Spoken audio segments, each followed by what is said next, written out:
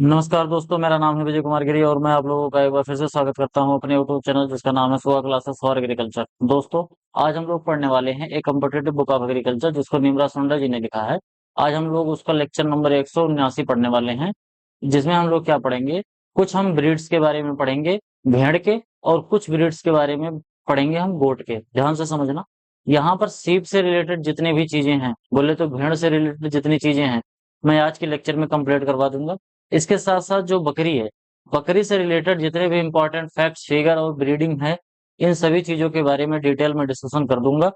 कहने का मतलब कि यही दोनों जो लेक्चर, मतलब ये दो दोनों जानवर हैं, चाहे भेड़ है चाहे बकरी है, इनसे रिलेटेड जितने भी क्वेश्चंस हैं वो आज के लेक्चर में हम पूरा अच्छे तरीके से डिस्कशन करने वाले हैं। चलिए आगे बढ़ते हैं। उससे पहले मैं आप लोगों को बता दूं कि अगर आप लोग बीएससी एग्रीकल्चर कर रहे हो और इस समय आप लोग फर्स्ट सेमेस्टर में हो, तो यहाँ पर ये जो 8 कोर्सेज दिए गए हैं, ये 8 कोर्सेज आप पढ़ रहे होंगे।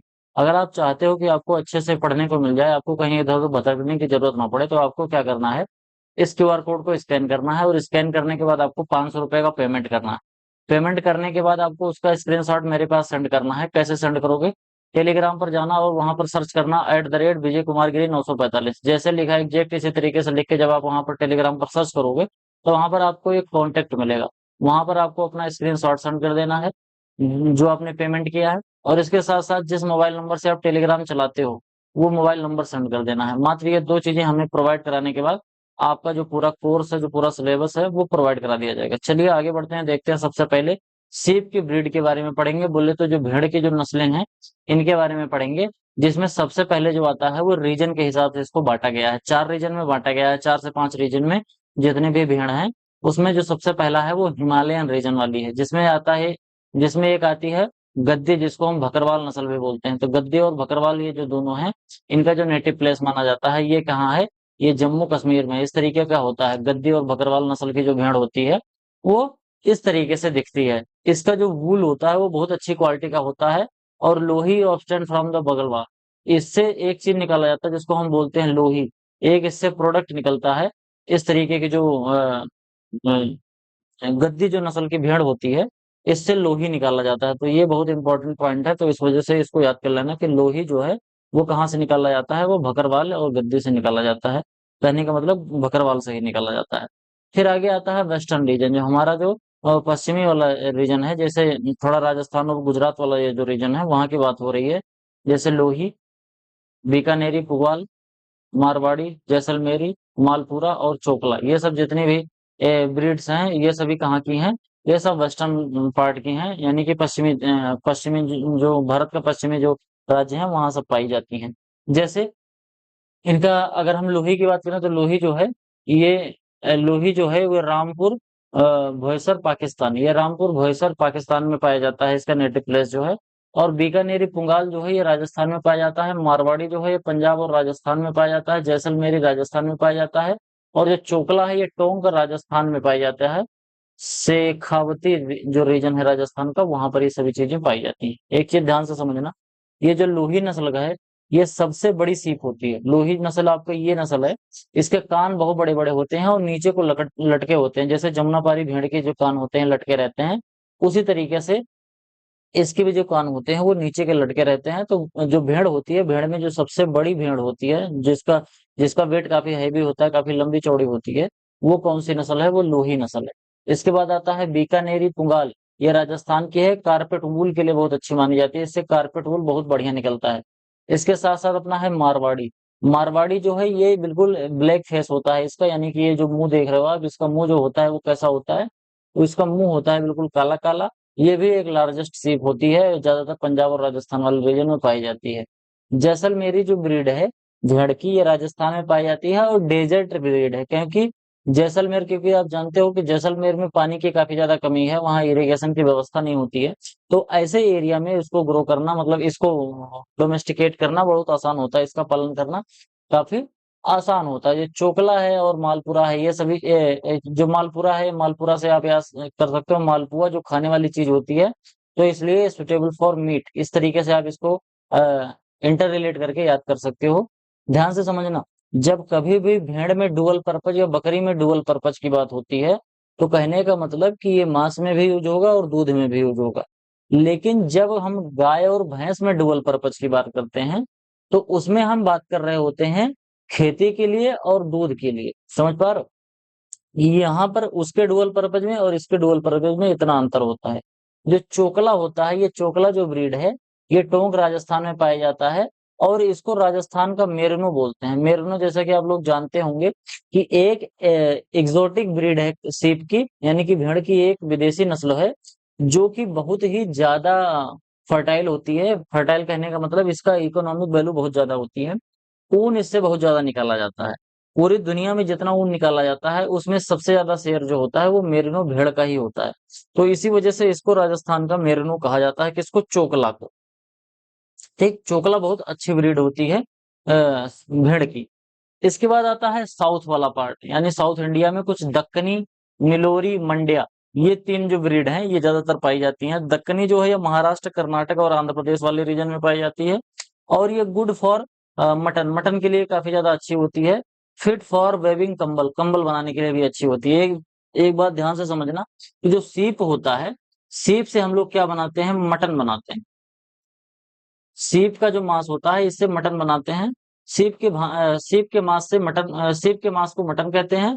और जो गोट का मांस होता है उसको हम चेवन बोलते हैं। क्या बोलते हैं? सीप के मांस को हम बोलते हैं चेवन। निलोरी जो है ये आंध्र प्रदेश की, दक्कनी जो होती है इस तरीके से होती है, बिल्कुल काली काली सी होती है। निलोरी आंध्र प्रदेश में पाई जाती है और टॉलेस्ट ब्रीड होती है, मतलब इसकी लंबाई काफी ज्यादा होती है। समझ रहे हो? लार्जेस्ट नहीं होती, टॉलेस्ट होती है। लार्जेस्ट का मतलब बड़ी होती है और टॉलेस्ट का मतलब लंबी होती है, यानी कि इसकी हाइट जो है वो ज्यादा होती है। मंड्या जो कर्नाटक में है ये व्हाइट कलर की होती है, सुटेबल फॉर मीट। मंड्या जो है ये बिल्कुल व्हाइट कलर की नस्ल होती है। इसके बाद फिर अपना आता है शाहाबादी। ये जो शाहाबादी है ये मुजफ्फरनगर उत्तर प्रदेश से इसका नेटिव प्लेस माना जाता है। ऊल के लिए काफी ज्यादा अच्छी नस्ल मानी जाती है। फिर अपना अगली जो नस्ल है वो है हिसारडेल।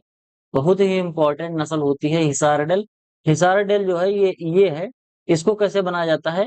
बीकानेरी जो ईव होता है, यानी कि इसको फीमेल के तरीके से यूज किया जाता है और मेरिनो रैम को मेल के तरीके से। यानी कि इसकी जो हिसारडेल सीप है, इसकी जो मम्मी रहती है वो बीकानेरी ईव रहती है और जो इसका पापा रहते हैं वो मेरिनो नस्ल का जो रैम होता है। मेरिनो नस्ल का रैम समझ रहे हो? वो विदेशी वाली जो नस्ल है, उन इन दोनों के क्रॉस से फिर बनाया जाता है हिसार डेल्सी।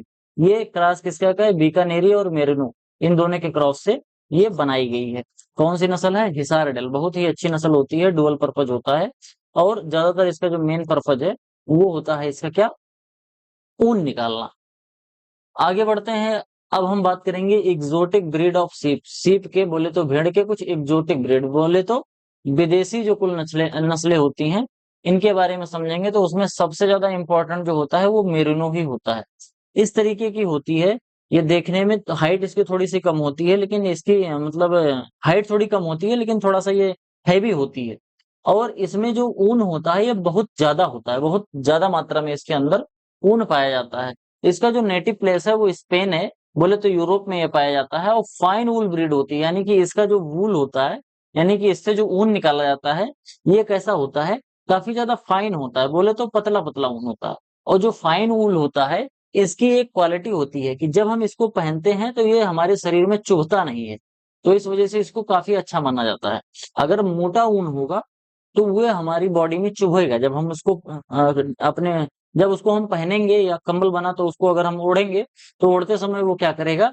वो चुभता है, उसके जो बाल होते हैं वो हमारे स्किन में चुभते हैं तो इससे खुजली होती है।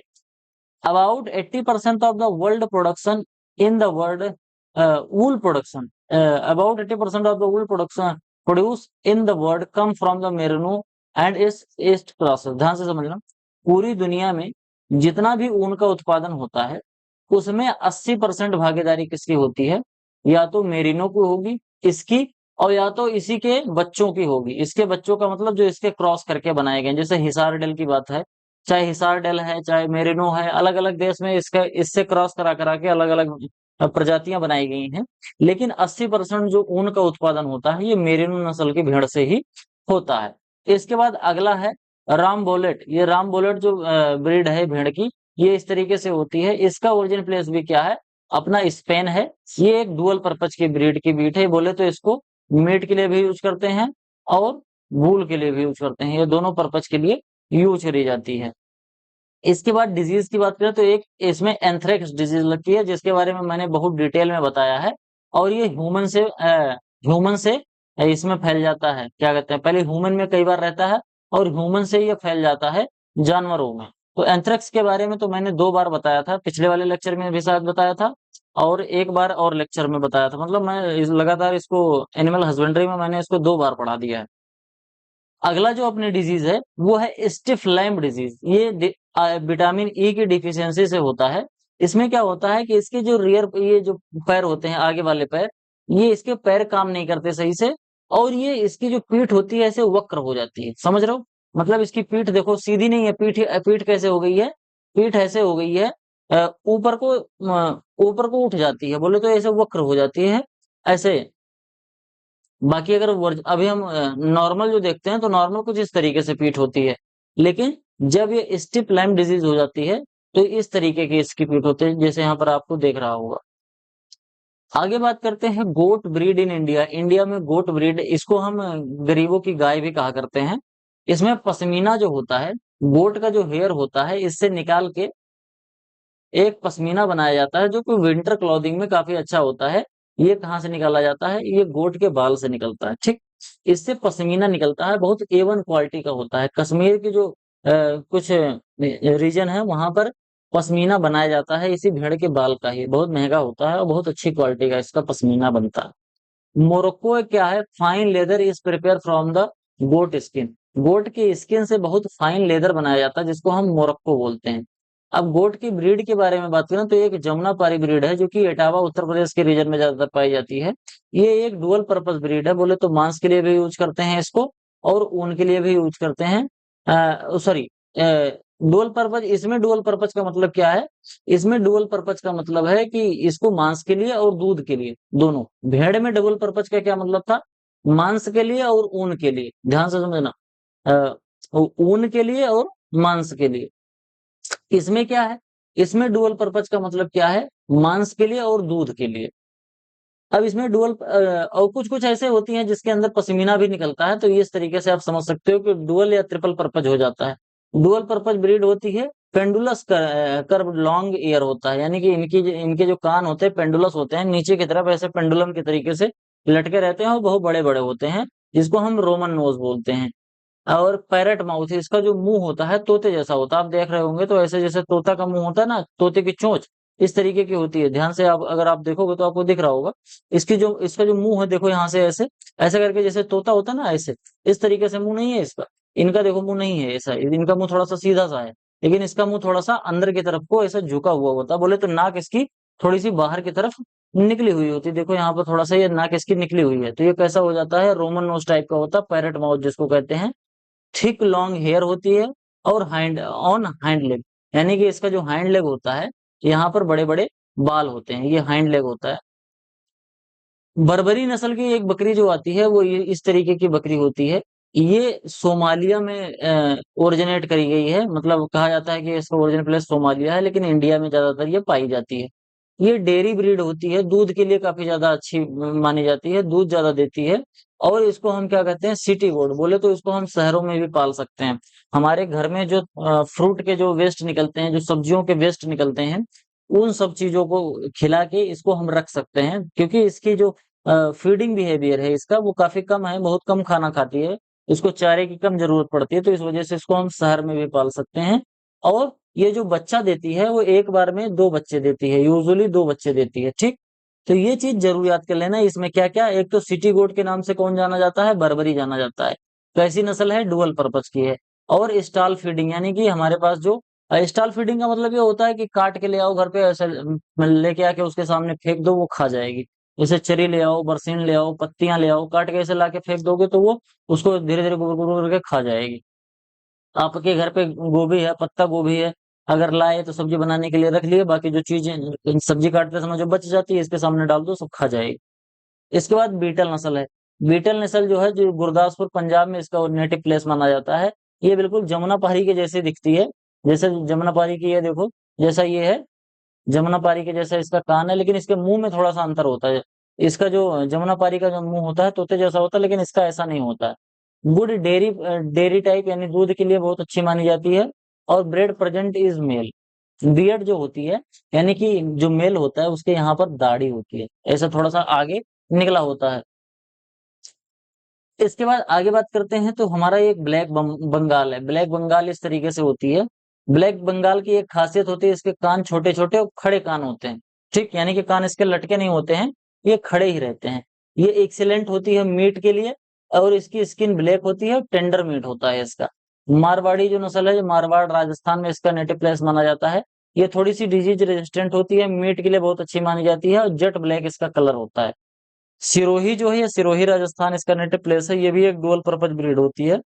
Flattened dropping like left like year, ये इस तरीके से लीफ लाइक ईयर होती है। इसके पत्तियों जैसे कान होते हैं। ध्यान से अगर देखोगे आप तो इसके कान कैसे हैं, इसके कान बिल्कुल पत्तियों जैसे हैं, जैसे लग रहा है कि जैसे किसी पेड़ की पत्ती है।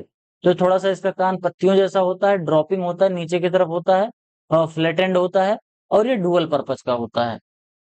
फिर आगे है झकराना जो है, ये बेहरोर अलवर राजस्थान में इसका ओरिजिन प्लेस है, नेटिव प्लेस। और ये जो है ये डेयरी ब्रीड होती है, दूध के लिए लार्ज साइज की होती है, और बीटल लाइक इन अपीयरेंस, ये बीटल नस्ल के जैसे लगती है, जो बीटल नस्ल होती है उसके जैसे ये दिखती है।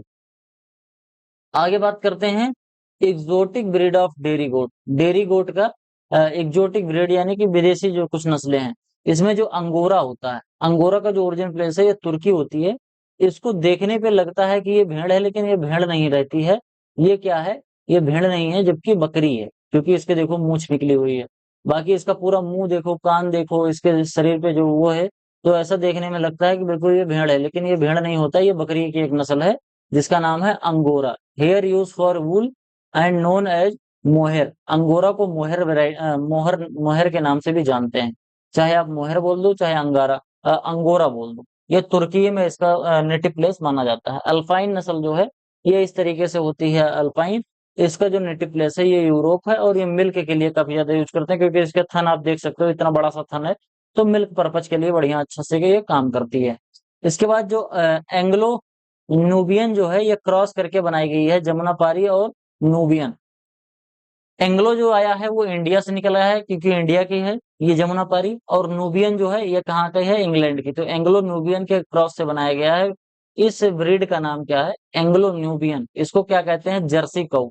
जर्सी जैसी, जैसे जर्सी गाय होती है उसके जैसे बाल होते हैं, उसकी स्किन जैसे होती है, थोड़ी सी लोहे लोहे कलर की, उसी कलर की ये भी होती है। Most dual purpose exotic got breed, ये डुअल पर्पज ऐसी है जो मोस्ट डुअल पर्पज वाली ब्रीड है। बोले तो एक ऐसी डुअल पर्पज की ब्रीड है जो सबसे ज्यादा यूज करी जाती है, और ये विदेशी ब्रीड है, ये भी चीज है। इसके बाद आता है सनेन। सनेन जो है ये इस तरीके से होती है, शुद्ध विशुद्ध, इसको जैसे कहते हैं क्वीन ऑफ मिल्क कहते हैं। और beard present in the both sex, male और फीमेल दोनों के अंदर इसमें क्या होता है कि इसमें वो पाया जाता है, इसके दाढ़ी पाई जाती है। ठीक, मैंने शायद बीच में कहीं मूछ बोल दिया था, तो मूछ नहीं होती है, दाढ़ी होती है, शायद बोलने में मैंने ध्यान नहीं दिया। तो ये दाढ़ी पाई जाती है। नेटिव प्लेस इसका क्या होता है, स्विट्जरलैंड होता है। इसके बाद आता है टोंगेनबर्ग। ये टोंगेनबर्ग जो है ये भी स्विट्जरलैंड की है, मिल्क के लिए ये भी यूज करी जाती है, और चॉकलेट कलर की होती है। इसका जो कलर होता है ये चॉकलेट कलर का होता है, और इसमें सींग नहीं पाई जाती है। इन सब में तो सींग पाई जाती है, लेकिन डिहॉर्निंग कर देते हैं, लेकिन इसमें सींग पाई ही नहीं जाती है, और इनकी स्किन जो होती है काफी ज्यादा सॉफ्ट होती है। तो आज की वीडियो में केवल इतना ही। आपका जो गोट और सीप था खत्म हुआ। आई होप आपको वीडियो पसंद आया होगा। वीडियो पसंद आया हो तो हमें फाइनेंशियल सपोर्ट करिए, वीडियो को लाइक करिए, चैनल को सब्सक्राइब नहीं किया तो सब्सक्राइब करिए। आपके सुझाव कमेंट बॉक्स में जरूर लिखिए। दोस्तों के साथ चैनल को ज्यादा से ज्यादा शेयर करिए, जिससे हमारा मोटिवेशन बढ़ता है। आप लोगों के लिए अच्छे से अच्छा कंटेंट लाने का मैं प्रयास करता रहता हूँ। मिलते हैं किसी दूसरी वीडियो में, तब तक के लिए इजाजत दीजिए। धन्यवाद।